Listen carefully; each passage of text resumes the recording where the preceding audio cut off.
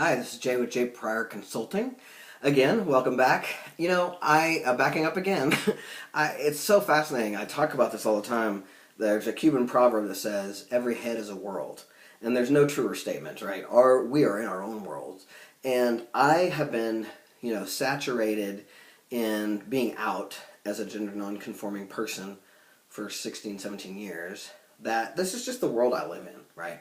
And I forget sometimes that some of you may not even know what I'm talking about, right? This might be your first foray into understanding anything regarding transgender, gender non-conforming, especially in the workplace, that kind of thing.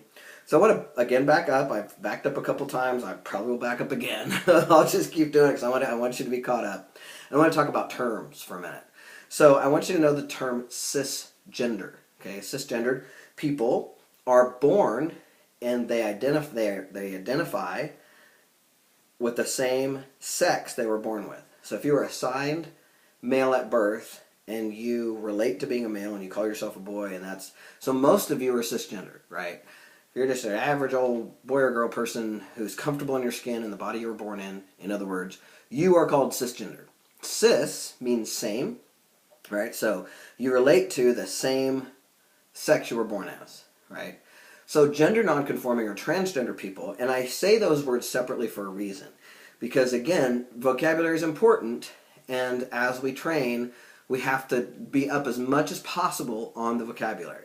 I will tell you that to some degree in this world, it's a moving target, right? Because as we grow and change as human beings, those terms change. Currently, we're separating out transgender, meaning people who have transitioned, versus gender non-conforming people who are more fluid, right? And that's why I identify myself, even though I have technically transitioned, I identify as a gender non-conforming person because I've always been fluid. I used to call myself a gender queer, and that doesn't work in the world anymore, but that was always me. So there's lots and lots of ways that people identify. So many, in fact, that I can't keep up, right? So I'm over 50. And so for those of us who are over 50, this can get very confusing for us. And it's like, what? And so, there's all kinds of ways that we have to check ourselves around our own bias. And understanding some of the vocabulary helps with that to some degree. So there are words like demiflux and gender fluid and things like that. So I want you to be, you can Google those and be conscious of it. But what I want you to mostly, for our purposes and for this training, we're just going to call those people gender nonconforming. And those people, transgender and gender nonconforming people, are people who do not identify with the sex they were assigned at birth as their whole thing, right? So transgender people usually transition, and some people transition all the way. Like some people have all the surgeries, they do all the things, which is none of your business, by the way. Don't ask people about their genitals and about their surgeries. It's not okay. Okay, just don't. Don't. You want information about that, Google it, right? No, don't do it. You'll get in trouble. This is part of why I'm here, to help you not get in trouble, right? One of the ways I serve people is high-level executives. I help you not step in the transgender mess, right? So I teach you about stuff you can say and not say. Don't ask people about surgeries, about genitals, none of your business. People who are born in a body that they assert they're opposite than the one they were assigned, right? They're assigned male at birth. They feel like they've been a woman their whole lives or a girl their whole lives.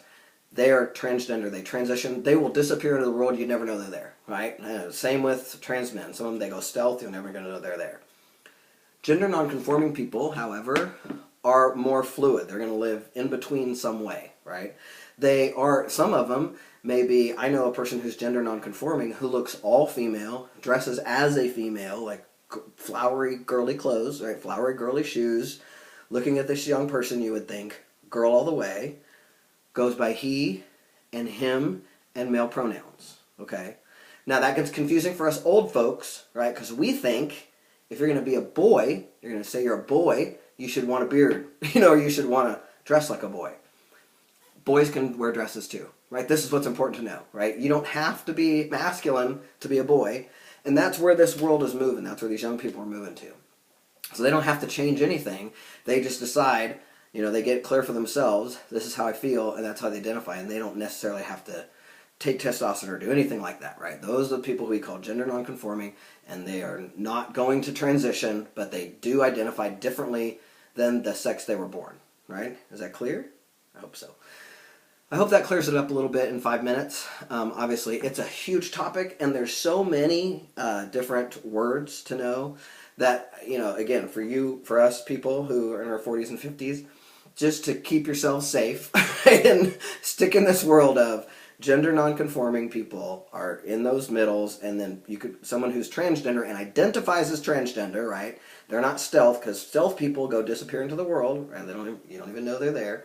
Transgender people who are out, right, might have transitioned like me or not, but the ones who are in the middle call ourselves that gender non-conforming, and that's important for you. So again, most of you are cisgender, and one more term I just want to throw in here. I know I'm over my 5 minutes, but the word when someone moves from one to another is called transitioning, not transgendering. Right? You don't sound very bright when you say transgendering. Okay, I don't want to be an ass, but I'm just saying, don't use that word. Right?